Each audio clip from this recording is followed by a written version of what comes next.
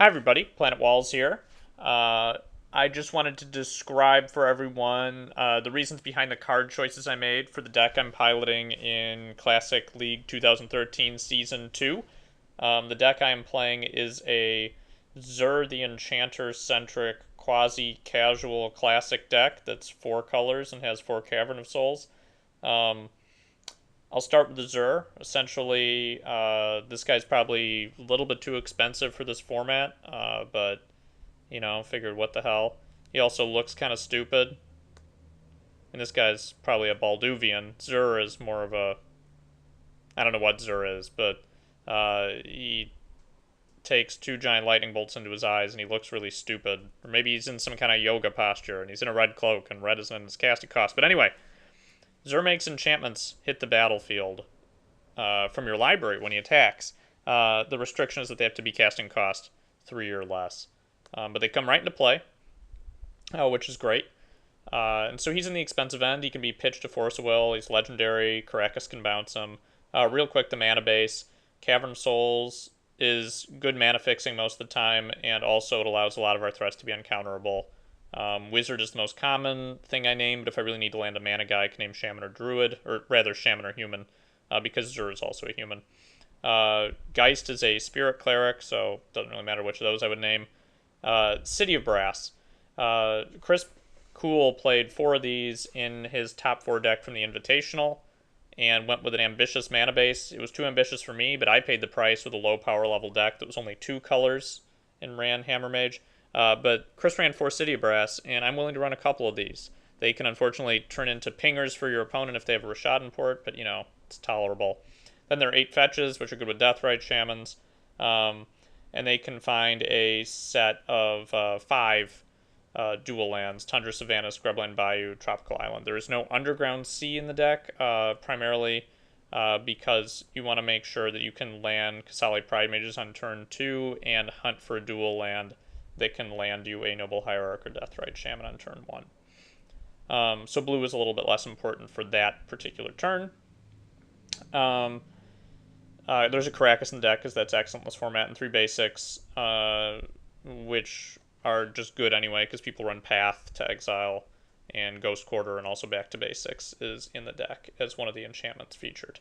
So anyway, moving on, Brainstorm isn't excellent in this deck compared to other decks because you've got a lot of stuff to do on your first turn and your second turn, but it's still good enough. I mean, it's an excellent card draw and card selection spell, and there are enough fetches to make it worthwhile. So I cut the 4th one late in the process. I just found that I never wanted to play it, and I kept wanting to pitch it to Force Will because I had so much stuff to do with my mana. Sometimes Caracas, for instance, you want to be bouncing your Vendilion Clicks or Geists or Zurs, and so you just don't want to sit around and basically be holding mana back for your Brainstorm. Mental Missteps are just good right now, and they're good at protecting Zur and your other creatures. Swords is an excellent removal spell. Deathrite Shaman is it can give your deck a little bit of reach, or it can secure you with a little bit of life gain. It can suck cards out of your opponent's graveyard, which is great. And but Noble Hierarch just really is a unbelievable card in this format. Makes your guys huge when they attack, so they can tangle with your opponent's big creatures, and it has great mana ramp and fixing. It can even be a threat by itself, either in the early game or in the late game when it's just attacking. Pride Mage is another incredibly flexible card for similar reasons, and it can kill enchantments and artifacts, which is awesome. So let's look at the enchantment selection last. I will move those to the side. Vendilion Clicks are great in terms of disrupting your opponent. They can also put one of your crappy enchantments back in your deck that you don't really want to draw.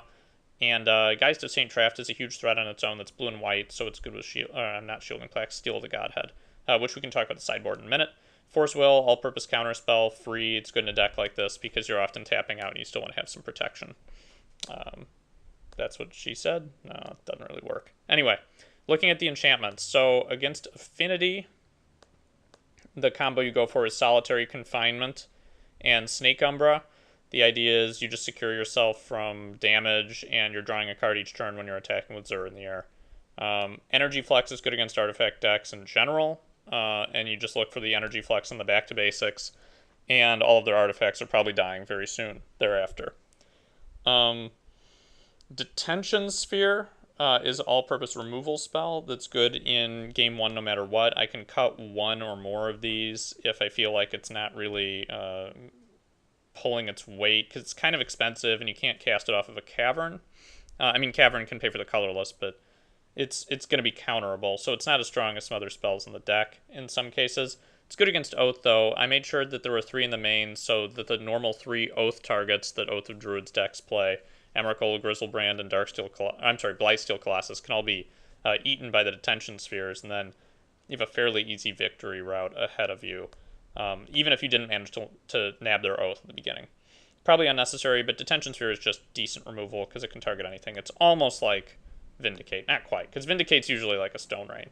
But anyway, the exciting part is actually the sideboard, because you get to bring in some goofy cards for game 2, but I'll talk about the creatures and the mental misstep first. The third mental misstep is just to supplement the other 2 in matchups where it's good and where you need to protect your creatures.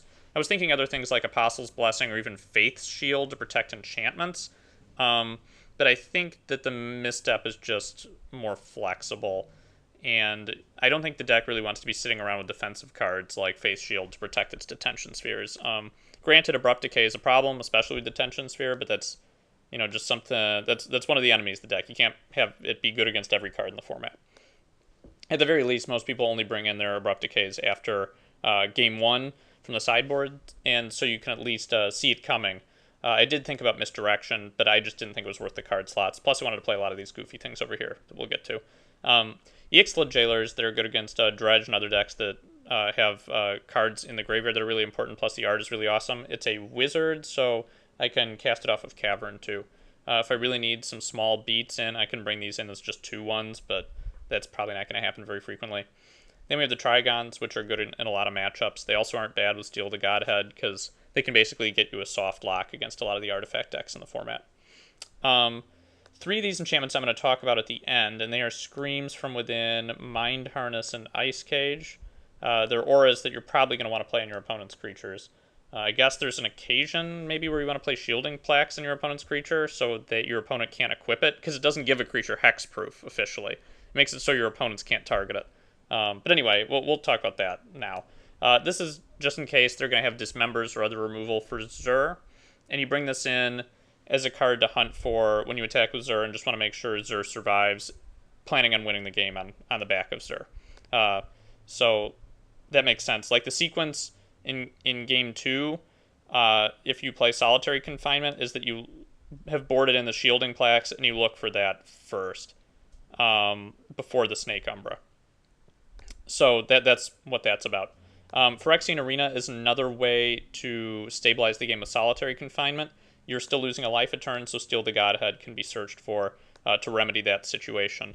Steel is a decent aggro card. It makes a lot of the cards in the deck unblockable, a lot of the creatures, including Zur and Geist of St. Traft and Vendilion Click. It's no good at all on these 7 little jobbers down here, which is why it's in the sideboard. It's okay on Kasali Pridemage if you're trying to win a race, but not great. But it's really good on Geist of St. Traft or Zur, and certainly decent sometimes on Trigon Predator, depending on the matchup. Not sure how excellent it is. So that covers those 2 cards. Stony Silence is good against most artifact decks, usually better against Affinity than Shop, but it also has a role against Oath and other decks that play a control game and try to win through Vault Key combo. It's also good against Equipment sometime. Rest in Peace, good against graveyard-centric decks, and, well, I mean, that's really all it needs to be good against. Actually, there's some negative synergy with your Deathrite Shamans, unfortunately, but I think it's powerful enough that it's worth playing one of on the board. Aura of Silence is good against artifact decks and decks that run enchantments, and it's at the very least a removal spell in a pinch for an enchantment. I was really questioning whether to bring this in or Serenity. Serenity is bad late game because it kills all your own enchantments, so there's a lot of negative synergy with Detention Sphere. Still, I was on the fence between the 2. Mana Vortex comes in for back to basics when I feel like my opponents are ready to find basic lands, or if they just have a lot of basic lands. What Mana Vortex does, if you cast it, is it forces you to sack a land or it gets countered, so that sucks. But when you're hunting for it in your deck with Zur, it doesn't do that. Every turn, it's like Destructive Flow for any land, for both players. So you can lock an opponent out of the game if you have mana guys, or if you just have enough pressure on the board in one way or another. So it's kind of like a lock piece that can also punish mana intensive or decks that are just running not very many lands that stay on the board. Because there's some decks that only run a few dual lands, they run a lot of fetch lands. So now I want to look at these three cards, these three auras that I said I would look at. Mind Harness is good to cast on creatures a lot of the time, like taking their Kasali Pride Mage with this is funny. Um, can take a Tarmogoyf in a pinch or a Mana Guy early in the game just to stall your opponent. So those things are worth considering. It's very cheap. So it's a swinging card. With Zur, it's good to hunt for if you want to take their Knight of the Reliquary later game or whatever. Ice Cage is I was on the fence between this Crystallization and Arrest. I think that Ice Cage is better because it costs one less than Arrest, and it can also be pitched to Force a Will in a pinch. What's interesting about it is that you can cast it from your hand on something like a Deathrite Shaman or a Noble Hierarch or a Mother of Runes, and basically deactivate those creatures early. Whereas Arrest costs 3, and those creatures have often already had their effect, especially if your opponent is on the play. But it can also be tutored out in a pinch with Zur. And I'll explain, again, as I've said, why these three cards are at least interesting and worth talking about separately. You might ask, like, well, why not just put a 4th Detention Sphere on the board? Like, you can pitch that to Forest, may cost 1 more, but it's a ton more flexible. I'll talk about that in a second. Screams from Within. So this card can chain against all of their 1 toughness guys and kills them all. Sometimes you have to put it on your own Zur afterward, but that's just the way the cookie crumbles, and it's acceptable usually. It's not that big of a deal. Essentially, Durnoth's deck, where he took 2nd place last... Or did he just win? No, he took 2nd place, because Blue Diamonds won the Invitational from last season. But like 15 creatures in his deck are 2/1s or 1/1s, and this thing can just come in and go wham, wham, wham, wham, and slams into all of them, and just almost a one-sided wrath. So the reason these three auras are important in general, and this is what I was talking about, is that there's a sort of esoteric rule in the game that involves auras, because they attach to something. So let's say your opponent has a Thrun, the Last Troll, which has hexproof, or let's just say that there's a Nimble Mongoose on your opponent's side of the field. Well, what do I do about this? I can't Detention Sphere it because Detention Sphere targets. Well, normally when you cast an aura, the aura targets too.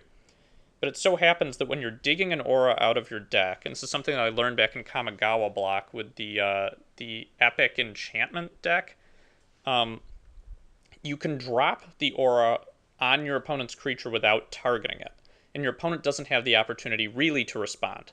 So what happens is Zur's ability triggers, but your opponent doesn't know what enchantment you're searching for.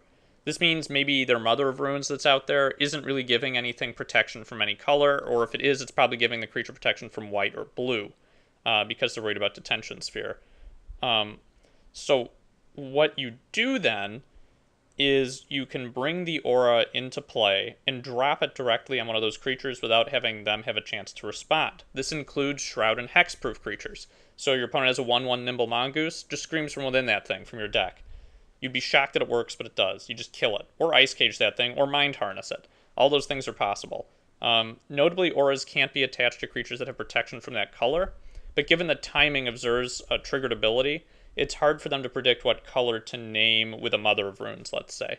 And taking their Thrun the Last Troll is really awesome. And with the new Legend rule, you get to keep it out if they play a second one, and then you can just stop paying the cumulative upkeep cost on Mind Harness if you're using that, and then they just get their Thrun back, which is pretty funny. So a lot of fun plays to make in this deck. I'm not sure if it's excellent or even playable, but certainly fun, and I look forward to this Classic League as a result.